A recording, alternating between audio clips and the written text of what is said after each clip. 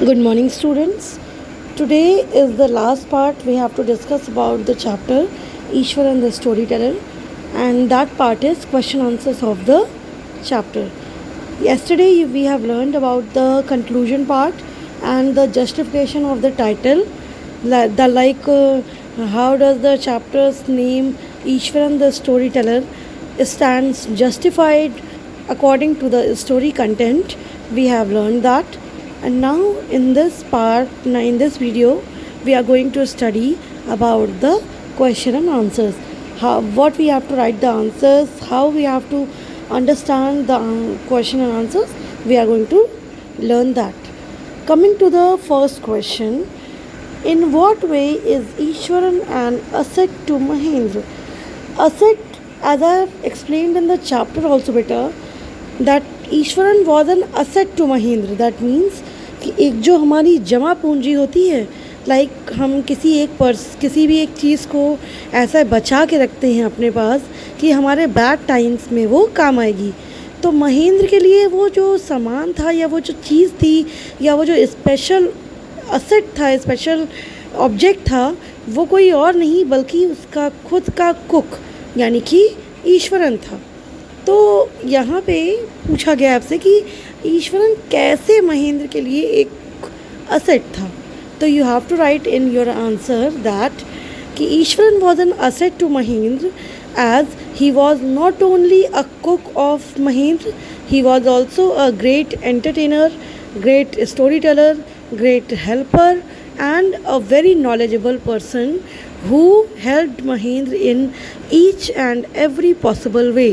Not only this, full stop करके आप लिखेंगे, not only this, he also helped Mahendra wherever he visited, wherever he was transferred in his job. He accompanied Mahendra over there and he took care of his boss, that is Mahendra, in the best possible way. Not only by cooking the food, but by doing all the household works, like cleaning utensils, cleaning clothes, and all the other things.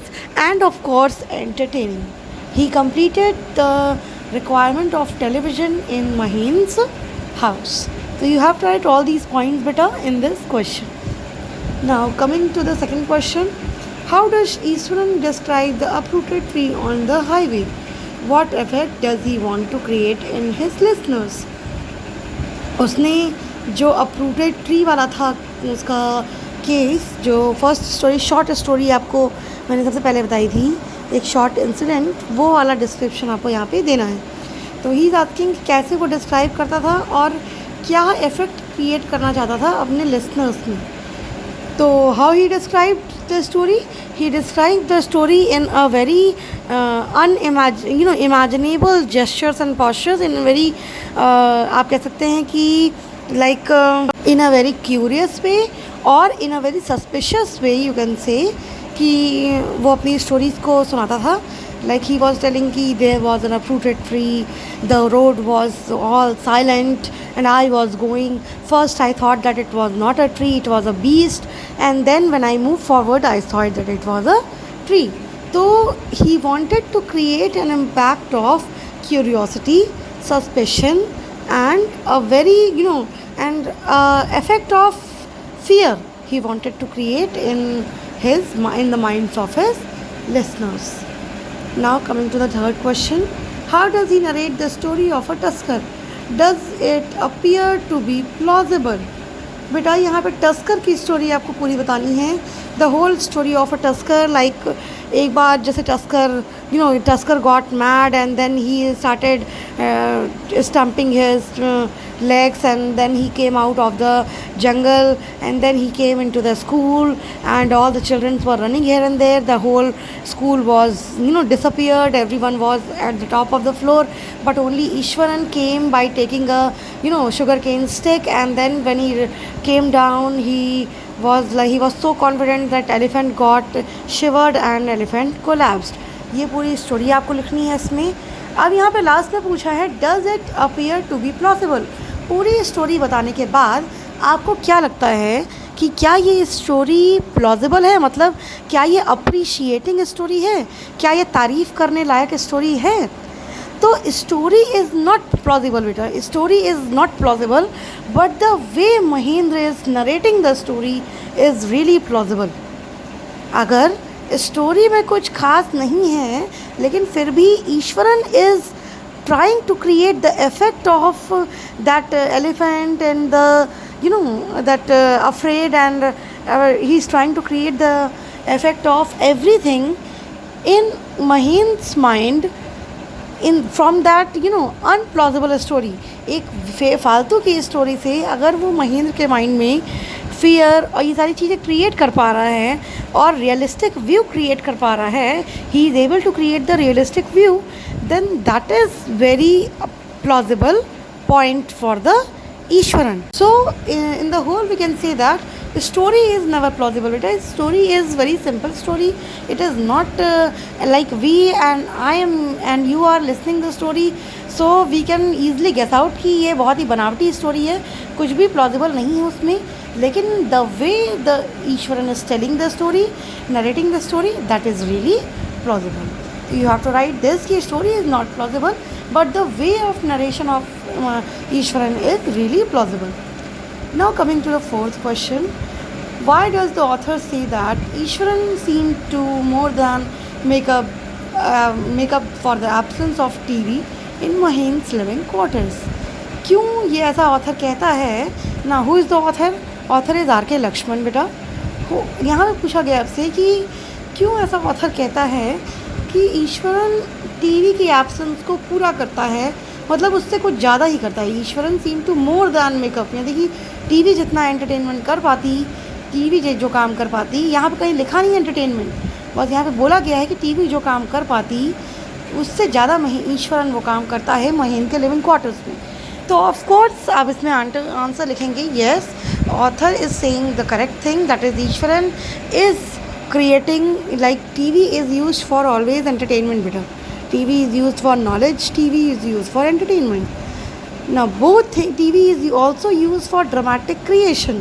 Now all the three things, knowledge, entertainment and dramatic creation, all the three things are completed by Ishwaran. ये तीनों चीज़ें ईश्वरन के through complete की जा रही हैं, and that is the reason Ishwaran is seem to be more make up for the absence of the TV in Mahin's living quarters। यानी कि ईश्वरन जो है वो टीवी की कमी पूरी कर रहा है महेंद्र के लिविंग क्वार्टर में, क्योंकि ईश्वरन एंटरटेनमेंट भी करता है, ईश्वरन के पास नॉलेज भी है, and Ishwaran is a dramatic person also. So he is able to create the he is able to make up for the absence of TV in Mahin's living quarters. Now coming to the fifth question beta, Mahin call ghost or spirit a figment of imagination. What happens to him on a full moon night? This is about the third story बेटा। महेंद्र बुलाता है ghost को, एक spirit को या तो ghost को, figment of imagination, मतलब महेंद्र के हिसाब से जो स्पिरिट या गोस्ट होते हैं वो आपकी इमेजिनेशन के थ्रू आते हैं, रियल में नहीं होते। मतलब अगर आप सोचते हैं कि गोस्ट हैं तो महेंद्र के हिसाब से गोस्ट हैं, लेकिन अगर आप सोचते हैं कि गोस्ट नहीं है तो according to Mahendra ghost doesn't exist. तो यहाँ पे पूछा है नेक्स्ट क्वेश्चन इज दिस कि ये सोचने के बावजूद भी महेंद्र के साथ क्या होता है फुल मून नाइट में। ना what happens to him in full moon night? In full moon night he listens some voice, some sound, and he thinks that it is sound of cat. But when he opens the window, he is able to see some cluster of clouds here and there. और वो cluster of clouds देख के वो ये imagine कर रहा है कि शायद ईश्वरन की जो स्टोरी है वो कहीं ना कहीं सही है, क्योंकि उसके माइंड में ईश्वरन की स्टोरी अभी तक गई नहीं थी, उसके माइंड से वो गायब नहीं हुई थी ईश्वरन की स्टोरी। ईश्वरन की story it was so impactful story कि कहीं ना कहीं वो महेंद्र के माइंड में अभी तक थी। और जैसे ही उसने देखा बाहर, अपने विंडो के थ्रू बाहर देखा, तो उसे कहीं ना कहीं वो स्टोरी की रियलिस्टिक नेचर समझ में आने लग गया। एंड उस दिन in the full moon night he close the window after watching the cluster of clouds and he was painting in his pillow. वो अपने पिलो में बहुत तेज़ पैंटिंग कर रहा था। पैंटिंग बेटा मतलब यहाँ पे है बहुत तेज़ सांस लेना, या बहुत ज़्यादा डर के जब आप सांस लेते हैं जिसमें your breathing voice it increases, breathing speed increases, जिसमें आप बहुत ज़्यादा डर जाते हैं, तो वो चीज़ होती है पैंटिंग। तो वो बहुत ज़्यादा पिलो के पास आके वो बहुत तेज़ तेज़ सांसें ले रहा था and he was just screaming, वो बहुत थोड़ी थोड़ी तेज़ चिल्ला भी रहा था, बट कहीं ना कहीं उसके वो एक बार अपने माइंड को कन्विंस भी कर रहा है कि नहीं नहीं गोश्त नहीं हो सकता, लेकिन फिर उसको कहीं ना कहीं ईश्वरन की बात याद आ रही है, तो वो दोनों साइड से कहीं ना कहीं फंस गया है, ईश्वरन की स्टोरी की तरफ से और अपनी रियलिस्टिक नेचर की तरफ से, तो कहीं ना कहीं वो फंसा हुआ है बेटा। And this is the thing happens to him on full moon night. Now coming to the last question, can you think of some other ending for the story? Like बेटा मैंने आपसे पहले भी कहा है कि this type of question will always come in your this after class 9th। ये इस टाइप के questions, can you think of, what do you think, according to you, ये सारे क्वेश्चंस कि आपके हिसाब से आप क्या सोचते हैं, तो आपकी सोच को, your thinking is given utmost importance after class 9th and in class 9th also.